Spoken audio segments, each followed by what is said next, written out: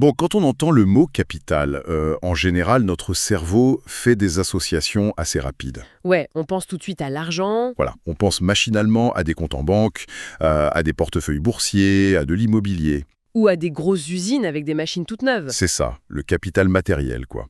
Celui qui se compte en billets, qui se touche, qui s'assure. Mais il y a une idée qui propose de renverser complètement cette perspective.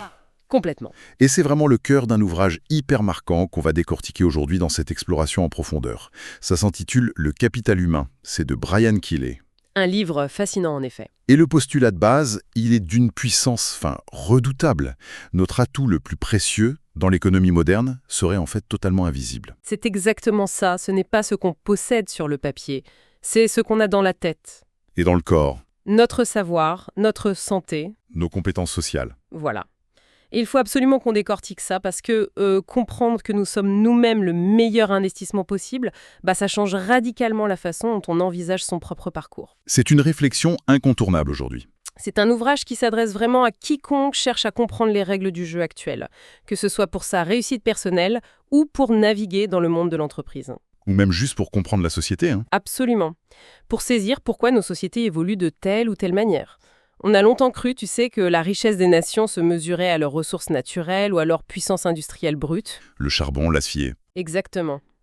Or, on découvre que l'économie moderne s'appuie avant tout sur la qualité intellectuelle et relationnelle des individus. C'est fou. C'est la clé de voûte pour comprendre pourquoi certaines régions du monde prospèrent de manière spectaculaire, avec une innovation constante, tandis que d'autres semblent stagner. Ou même se fracturer de l'intérieur. Du coup, la question qui va nous guider, au fond, c'est de savoir comment ce fameux capital humain détermine notre réalité quotidienne. Parce que, dans un monde bousculé par la mondialisation, par cette économie du savoir dont on entend tout le temps parler, Oui, tout le temps. comment ce capital invisible dicte-t-il non seulement les chiffres sur notre fiche de paie, mais aussi notre bonheur individuel et la santé de notre société tout entière? C'est la grande question. Parce que c'est bien beau la théorie, mais ça s'incarne dans des vies réelles. Et il y a d'ailleurs 2 histoires dans le livre qui mettent vraiment des visages sur ce basculement économique. Oui, le contraste est saisissant. D'un côté, l'auteur nous emmène à Bangalore, en Inde, pour suivre le quotidien de Vikram. C'est un jeune ingénieur en logiciel, la vingtaine, employé par une multinationale. Et sa réalité professionnelle est assez folle. Elle est fascinante. Il passe ses journées à diagnostiquer et réparer des serveurs informatiques qui se trouvent physiquement en Allemagne ou aux États-Unis, Depuis son bureau en Inde. sans jamais le quitter. Son cerveau voyage à la vitesse de la fibre optique. Pour lui, la distance géographique a tout simplement disparu. Il incarne l'immense pouvoir de cette nouvelle économie où l'information est la matière première. C'est clair. Et le contraste frappe de plein fouet quand on découvre l'histoire de Linda. Elle vit à Villiers-le-Bel, en banlieue parisienne. Ouais, un tout autre décor. Et son horizon est radicalement différent. Et c'est pas une question de capacité intellectuelle à la base. Elle explique qu'elle était une élève brillante. Mais elle a été contrainte d'abandonner l'école très tôt. À cause de pression familiale, Des pressions familiales et culturelles lourdes, ouais. Son père estimait que sa place était à la maison, dans l'attente d'un mariage. ce qui est tragique. Le résultat, des années plus tard, après un divorce, c'est qu'elle se retrouve mère célibataire. Et face à un mur. Sans diplôme, sans expérience formelle, le marché du travail contemporain lui est quasiment inaccessible. Alors qu'elle est physiquement au cœur de l'Europe. Exactement. Économiquement, elle est bien plus isolée que Vikram en Inde. Et c'est là que les travaux d'économistes comme Theodor Schulz et le prix Nobel Gary Becker prennent toute leur dimension. Ils ont été les premiers à formaliser ce que ces 2 histoires nous hurlent en fait. Qu'est-ce qu'il disait exactement? Ils expliquaient que l'éducation n'est pas une simple dépense de fonctionnement pour un État, ni une période d'attente pour un jeune. C'est un investissement pur et dur. Un investissement. Oui, les années passées à apprendre, à se former, génèrent un capital qui est littéralement ancré dans la personne. Et ce capital va produire des intérêts, entre guillemets, tout au long de la vie. Sous forme de meilleurs revenus? De meilleurs revenus, de choix de carrière plus vastes et d'une plus grande mobilité. Linda n'a pas pu faire cet investissement initial, non pas par manque de volonté, mais par manque d'opportunités sociales. Et elle en paie le prix fort aujourd'hui. Mais enfin, l'idée d'assimiler l'être humain à un capital, ça a dû faire grincer des dents à l'époque, non? Oh, énormément! Ça donne un peu l'impression d'une vision très froide, presque comptable de l'humanité, comme si on évaluait la rentabilité d'une machine-outil, tu vois. La critique a été très vive, en effet. Beaucoup ont accusé cette théorie de déshumaniser les travailleurs. Mais Gary Becker défendait une vision diamétralement opposée. Ah oui. Pour lui, refuser de voir l'humain comme un capital, c'est se priver de l'outil le plus puissant pour comprendre et combattre les inégalités. C'est intéressant comme renversement. Oui, si on ne reconnaît pas que le savoir a une valeur économique mesurable, on ne met pas en place les politiques nécessaires pour le distribuer équitablement. En considérant l'éducation comme un investissement, on rend sa dignité à l'individu. Son libre arbitre, son agence. Exactement. On lui donne les clés de sa propre liberté économique plutôt que de le voir comme un simple rouage remplaçable sur une chaîne de montage. Et ce qui rend la chose encore plus complexe, c'est que cette ligne de départ, cet investissement, il commence bien avant qu'on ait l'âge de comprendre ce qu'est une carrière. Bien sûr, dès les premières années. On parle souvent de l'université, du lycée, mais les racines de ce capital humain, elles plongent directement dans la petite enfance. C'est crucial. L'exemple de Caroline Payne dans le livre est vraiment révélateur à ce sujet. C'est une mère célibataire américaine qui, pour survivre, doit accepter des postes de nuit dans une usine. Une situation très difficile. Et la conséquence tragique, c'est qu'elle est contrainte de laisser sa fille, qui souffre en plus d'un handicap, toute seule à la maison pendant qu'elle travaille. C'est d'une brutalité inouïe et ça illustre parfaitement le cercle vicieux de la pauvreté. Le développement cognitif d'un enfant, sa sécurité émotionnelle, sa capacité future à apprendre. Tout se joue là. Tout se joue en grande partie dans les toutes premières années de vie. Le stress chronique, le manque de stimulation ou d'encadrement sécurisant créent des déficits très difficiles à combler par la suite. C'est clair. C'est pour ça que l'analyse de Keely met tant l'accent sur le rôle des politiques publiques liées à la petite enfance, comme les structures de garde accessibles ou les congés parentaux. Ce ne sont pas juste des aides sociales, en fait. Pas du tout. Ce ne sont pas des mesures d'assistance charitable, ce sont les fondations même de l'infrastructure économique de demain. Bon. Et si on suit cette logique, l'école primaire et le collège arrivent presque au deuxième acte. C'est la suite logique, oui. Mais là aussi, le modèle traditionnel subit une sacrée remise en question. L'image classique du prof qui fait son cours magistral face à 30 élèves qui grattent du papier en silence. Le fameux modèle de l'usine. Ouais. C'est décrit comme un système totalement inadapté à ce qu'on demande aujourd'hui. Il ne s'agit plus de stocker des connaissances, puisqu'on a tous accès à l'intégralité du savoir humain dans notre poche avec un smartphone. Exactement. Le grand glissement, c'est le passage de la connaissance pure à la notion de compétence. Et le terme est souvent un peu galvaudé, donc c'est important de bien le préciser. Vas-y. Une compétence, dans le cadre du capital humain moderne, c'est un triptyque. C'est un savoir théorique, couplé à une aptitude pratique, et surtout couronné par une attitude adaptée. Un exemple concret. Prends les langues. Parler couramment l'anglais, c'est une connaissance. Ok. Savoir rédiger un email commercial dans cette langue, c'est une aptitude. Mais comprendre le code culturel implicite de ton interlocuteur, savoir faire preuve d'empathie, de diplomatie ou de persuasion pour conclure un accord, Ah, ça c'est l'attitude. c'est l'attitude qui transforme l'ensemble en une véritable compétence valorisable. Et c'est précisément ce triptyque que les écoles peinent souvent à enseigner. Ce qui pose la question de savoir à quoi ressemble une école qui réussit cette transformation en fait. Et le livre nous donne une piste avec la Finlande. Oui, l'incursion dans le système finlandais est fascinante. On découvre l'école Arabia, située en plein Helsinki, qui accueille des élèves de 7 à 16 ans. Ce modèle est très différent du nôtre. Ce qui frappe d'emblée, c'est le rythme. Les enfants arrivent le matin et à 8 heures, la première activité, c'est pas des maths, c'est une session de hockey sur glace. Et le but n'est pas de former des athlètes professionnels. Pas du tout. Le but assumé par l'équipe pédagogique, c'est de réveiller les organismes, de stimuler la plasticité cérébrale pour que, lorsqu'ils s'assoient enfin en classe, leur niveau d'attention soit optimal. C'est très intelligent. La Finlande est souvent érigée en modèle à juste titre, car leur philosophie éducative est pensée à l'envers de beaucoup d'autres pays. C'est-à-dire ? Leur système est structurellement conçu pour éradiquer l'échec. Plutôt que de laisser un élève accumuler des mauvaises notes jusqu'à ce qu'il redouble ou soit orienté vers une voie de garage, l'intervention est immédiate. Dès qu'il y a un blocage, Dès qu'un enfant trébiche sur un concept, des ressources massives de soutien individualisées sont déployées. Et le résultat est impressionnant. L'écart de performance entre les enfants issus de milieux favorisés et ceux de milieux très modestes est l'un des plus faibles au monde. c'est un sacré contraste avec d'autres modèles. On pense souvent à l'Allemagne, par exemple, où l'orientation peut se jouer de manière très précoce, parfois autour de 10 ans. Oui, c'est très tôt. Si un enfant de 10 ans a des difficultés, son parcours est presque scellé, ce qui fige les inégalités sociales dès le départ. Mais admettons qu'on ait un système éducatif parfait. Le monde actuel nous rattrape avec une autre réalité. Le vieillissement ? Voilà. L'apprentissage ne peut plus être un chapitre qui se ferme le jour où l'on a son diplôme à 25 ans. Et ça me fait penser à cette anecdote incroyable avec ce Kényan. Timani Marruch, c'est une histoire qui marque vraiment les esprits. Mais oui, cet homme a plus de 80 ans. Le gouvernement kényan annonce enfin la gratuité de l'enseignement primaire.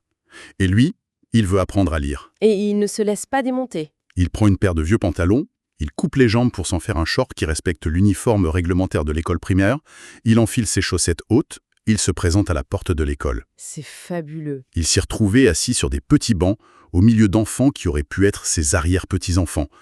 Au-delà du côté presque comique ou touchant de l'image, c'est une métaphore assez puissante de notre époque. La détermination de cet homme est exemplaire.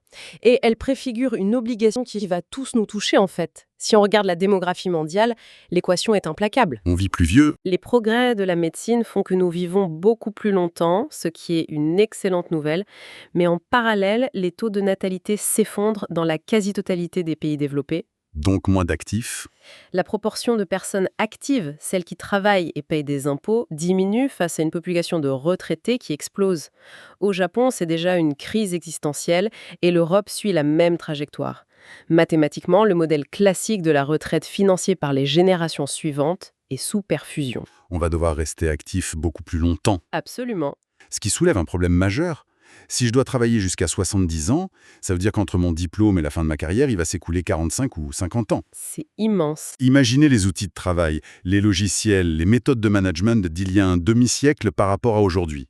C'est le jour et la nuit. Oui, l'obsolescence de nos compétences est une certitude absolue. Mais on ne peut pas raisonnablement demander à des adultes de 50 ans qui ont des crédits immobiliers et des familles de tout plaquer pour retourner sur les bancs de l'université pendant 3 ans. C'est le grand défi de la formation continue.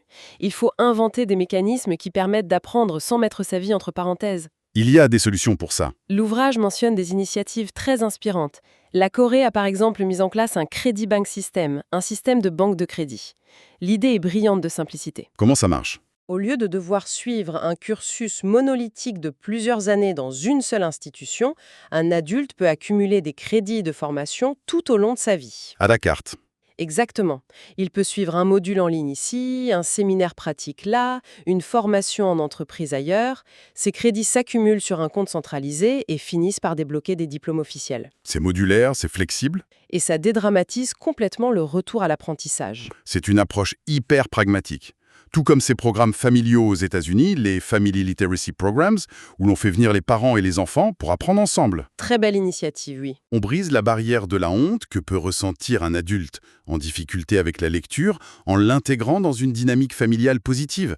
Mais là où la réflexion s'élargit de manière vertigineuse, c'est quand on réalise que les bénéfices de ce capital humain ne se limitent pas du tout au monde du travail. Ni à l'économie pure. Non, il y a des données stupéfiantes sur la santé. Oui, c'est un point majeur du livre. Par exemple, chaque année d'études supplémentaires accomplie par un individu le pousse statistiquement à réduire drastiquement sa consommation de tabac et à augmenter son temps d'exercice physique d'environ 17 minutes par semaine. Le lien de causalité est fascinant et s'observe dans toutes les strates de la société. Une éducation plus poussée modifie notre perception du risque à long terme. Notre capacité à comprendre les messages de santé publique aussi. Et même notre niveau de stress. L'économie parle ici d'externalités positives. C'est un jargon technique pour dire qu'un investissement individuel déborde et profite à tout le monde. Donc une personne éduquée profite à la collectivité. Une population mieux éduquée coûte moins cher en dépenses de santé publique, elle est plus robuste face aux crises sanitaires. Et cette dynamique de débordement nous amène directement à un autre concept fondamental, intimement lié au capital humain. Lequel ? Le capital social. Le fameux capital social. C'est un terme qu'on entend souvent dans les débats, mais ça recouvre quoi concrètement ? Si le capital humain est ce que vous possédez en vous, vos connaissances, votre santé, le capital social, c'est la richesse qui réside entre vous et les autres. Les relations ? Ce sont les réseaux de relations, les normes de réciprocité et surtout la confiance mutuelle qui permet à un groupe de coopérer. Ok. Pour l'illustrer, l'auteur s'appuie beaucoup sur les travaux de Robert Putnam, un sociologue américain qui a marqué les esprits avec son analyse intitulée « Bowling Alone ». Jouer au bowling tout seul. L'image est un peu triste, mais elle est très parlante. Elle résume un paradoxe tragique de nos sociétés modernes. Putnam a observé qu'aux États-Unis, bien que l'enrichissement matériel global ait progressé au fil des décennies, le tissu social, lui, s'est délité. D'où le bowling. La métaphore du bowling est née d'une statistique réelle. Le nombre de joueurs de bowling augmentait, mais les inscriptions dans les ligues et les clubs de bowling s'effondraient. Ah ouais. Les gens allaient jouer seuls ou en famille restreinte, mais ne se mélangeaient plus avec la communauté. Et ce n'est pas qu'une question de sport. C'est plus large que ça. Ce déclin touche les associations de quartier, le bénévolat, l'engagement politique et même la simple habitude d'inviter ses voisins à dîner. Mais comment on explique cet effondrement du lien social alors qu'on n'a jamais eu autant de moyens de communication? Les causes sont multiples, mais l'urbanisme et nos modes de vie y sont pour beaucoup. L'étalement urbain, les banlieues dortoirs éloignées des centres d'activité font que nous passons une part énorme de notre temps isolés dans nos voitures. Ou dans les transports en commun? À cela s'ajoute l'omniprésence des écrans, qui remplace le temps de loisirs collectifs. Et le drame, c'est que ce capital social est le ciment d'une démocratie saine. Sans confiance, ça s'effrite. Sans cette confiance interpersonnelle, la méfiance s'installe, les coûts de transaction dans l'économie explosent parce qu'on doit tout contractualiser, tout judiciariser. C'est un cercle vicieux. Or, l'éducation est l'un des antidotes les plus puissants à ce délitement.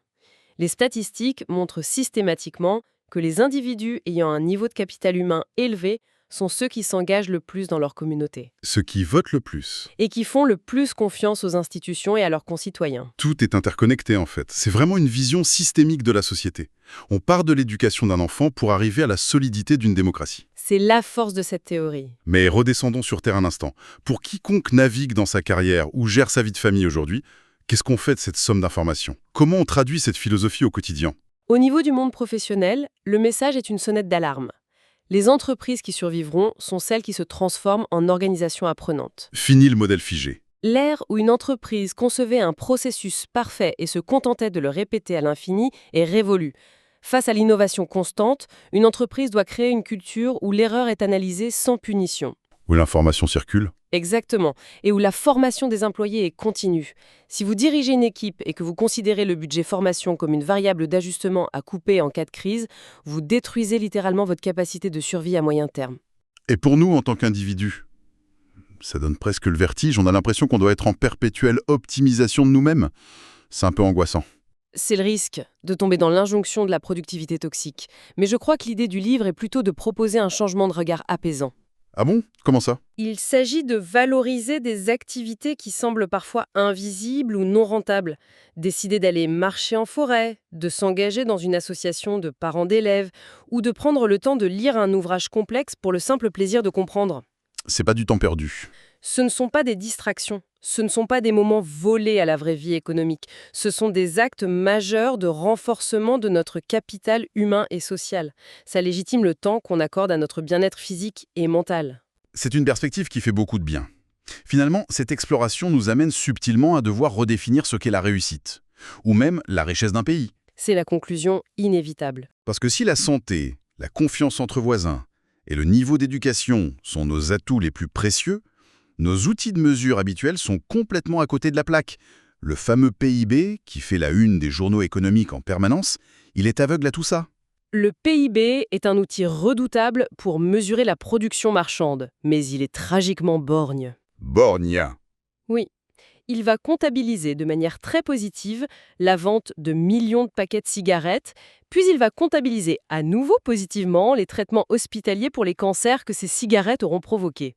L'activité tourne. C'est absurde. Par contre, le temps qu'un parent passe le soir à lire une histoire à son enfant, à forger son vocabulaire et sa sécurité émotionnelle, pour le PIB, ça vaut 0. C'est invisible. C'est aberrant quand on y pense. Et ça fait écho à cette initiative incroyable de ce petit pays, le Bhoutan, situé dans l'Himalaya. Leur fameux indice. Oui. Plutôt que de courir uniquement après la croissance économique classique, ils ont instauré le concept de bonheur national brut. Le BNB. Ça sonne un peu comme une utopie poétique, mais la démarche est très sérieuse sur le plan méthodologique. Ils évaluent des critères précis comme la santé psychologique, l'éducation, la vitalité de leur culture, la résilience écologique. Ils mesurent ce qui compte vraiment. Ils partent du principe que ce qu'on ne mesure pas, on ne peut pas le protéger ni le faire grandir. C'est une tentative de mettre des chiffres sur ce fameux capital invisible. Et ça inspire ailleurs. Des pays comme le Canada ou la Nouvelle-Zélande intègrent de plus en plus ces réflexions dans leurs budgets nationaux. C'est un mouvement de fond. L'enjeu politique majeur des prochaines décennies sera de créer des tableaux de bord qui reflètent la vraie valeur de nos sociétés, au-delà de la simple frénésie consumériste. C'est la conclusion parfaite. Comprendre la mécanique du capital humain, c'est vraiment chausser de nouvelles lunettes pour regarder le monde. Ça change la manière dont on envisage l'éducation de nos enfants, l'organisation de nos villes et l'importance vitale des liens qu'on tisse avec les autres. C'est clair. Ce n'est pas qu'une théorie économique, c'est un mode d'emploi pour construire une société plus résiliente. C'est exactement ça. Et d'ailleurs, en refermant cette réflexion, il y a une évidence qui m'a soudainement frappée. Dis-moi. Tout ce dont venons de parler repose sur l'idée que la valeur de l'humain s'est déplacée de la force physique vers la puissance intellectuelle, vers l'accumulation et le traitement de l'information. Le travailleur du savoir. C'est l'essence même du travailleur du savoir. Mais aujourd'hui, on voit déferler des intelligences artificielles génératives capables d'absorber, de synthétiser et de restituer le savoir humain instantanément, à un coût marginal presque nul. Ouais. Le nouveau grand bouleversement. Alors si la machine maîtrise désormais le savoir pur, comment allons-nous devoir redéfinir, encore une fois, notre propre capital humain ? Est-ce qu'on ne va pas être obligé de dévaluer nos compétences strictement intellectuelles pour investir de manière urgente dans un capital purement émotionnel, éthique ou créatif ? Là où la machine n'a pas accès. C'est ça, les seules sphères où la machine ne peut pour l'instant pas nous remplacer, c'est sans doute le grand vertige de la prochaine décennie qu'il va falloir méditer.